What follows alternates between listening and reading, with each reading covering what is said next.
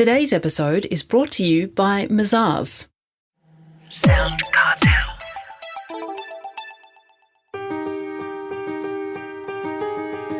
From SoundCartel, I'm Nicole Goodman, and this is Business Essentials Daily.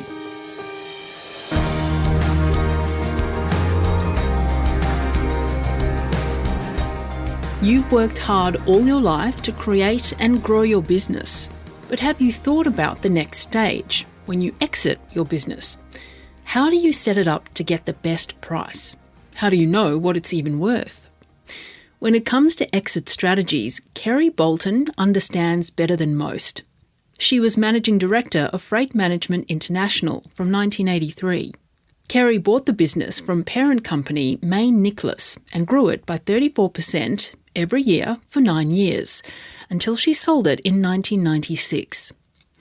Today, Kerry is founder and CEO of the Exit Strategy Group and author of $1 Million Payday, How to Get Rich and Get Out, Creating the Perfect Exit Strategy and Life After Business. She says business owners should really be ready at any time to sell. Why? Kerry Boulton explains to Chris Ashmore.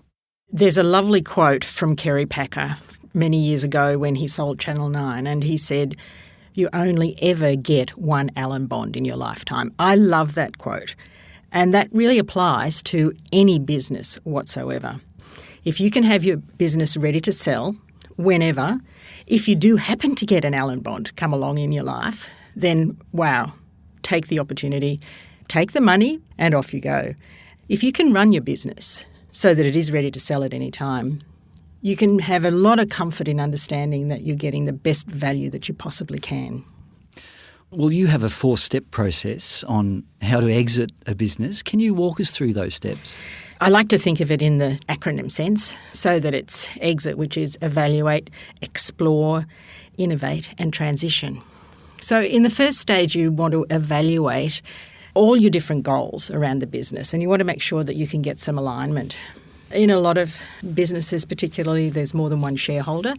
That might be a business partner, it could be your wife, your family. Even if it's not a formal shareholding, there are other stakeholders that are really important. So you need to evaluate your position in relation to all of those and see if you can get some alignment. Then the next stage is to explore the opportunities that are out there. Explore who it is you might want to be selling to. What's the marketplace like? What do you need to actually do to be able to make your business as valuable as it can be to your potential buyer? Thirdly, out of that exploration process comes innovation. And without doubt, you will discover many ways in which you can improve and innovate the business and make it even more valuable. And then lastly, of course, there's transition. And really, I like to think of transition as not being the end, but rather the middle, because you're now going to a new beginning after that. And a lot of people do face pretty significant issues when they're leaving a business, especially since they've started it from scratch, or even if they've been in it for 10, 15, 20 years. Moving on to something else that's been your life and your identity requires some serious consideration.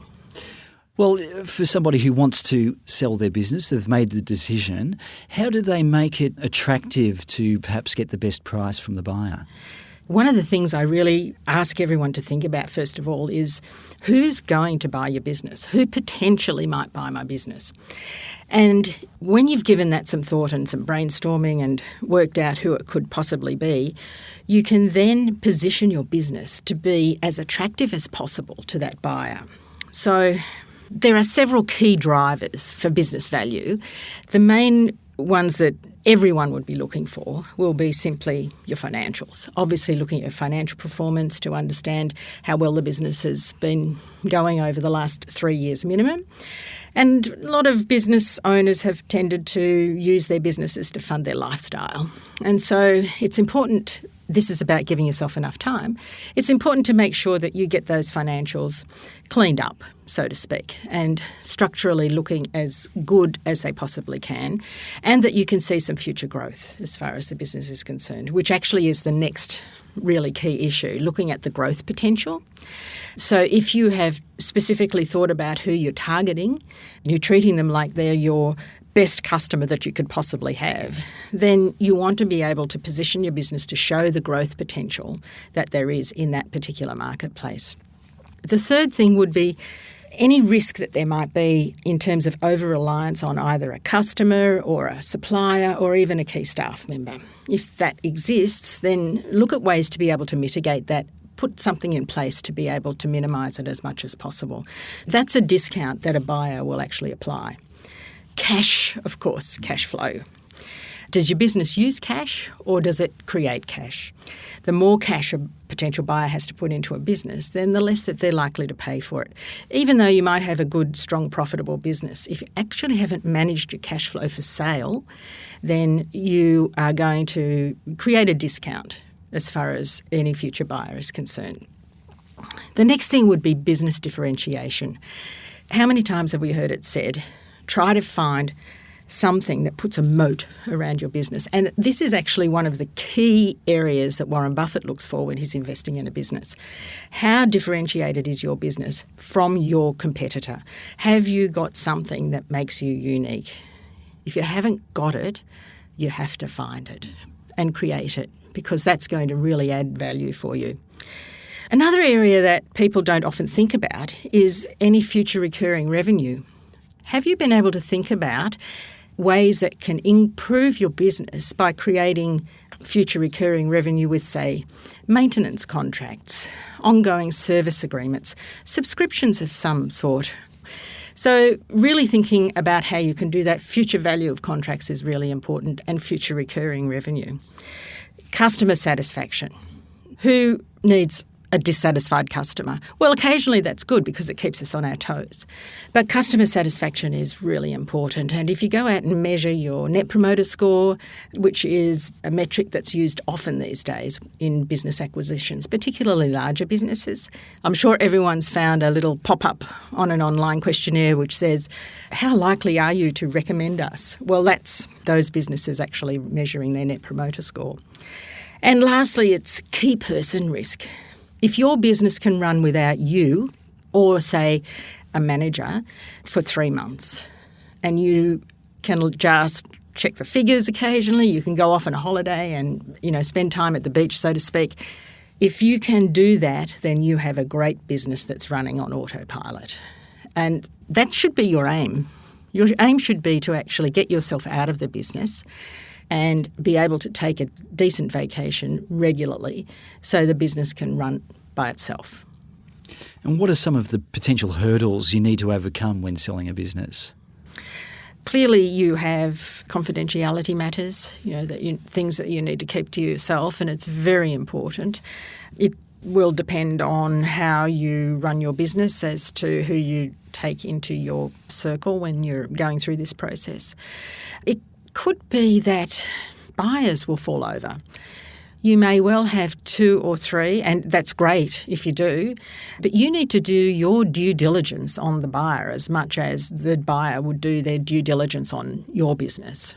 Many deals can fall over at the last hurdle where they actually don't have finance. So perhaps some of the others are the length of time that it actually takes. Most people don't realise it's not like real estate. You're not going to run a marketing campaign and sell your business in the next 4 weeks. It just doesn't happen. Or put it this way, it's extremely rare. You'd be looking at probably 12 months before anything might happen. You might have offers on the table even in 3 months, but it can still take up to 12 months to actually go through the process. So keeping your business running is probably the biggest hurdle of all time. There are so many people who think that, oh great, I've got an offer on the table, I'm selling my business. Whew, big sigh of relief and I don't have to do anything else. Biggest mistake of all time. You have to keep running your business and keep growing your business as though nothing was happening. That buyer may well fall over, and if you have just taken your foot off the pedal and everything falls in a heap, you're in trouble. So that's just a few. That was Kerry Boulton, founder and CEO of the Exit Strategy Group.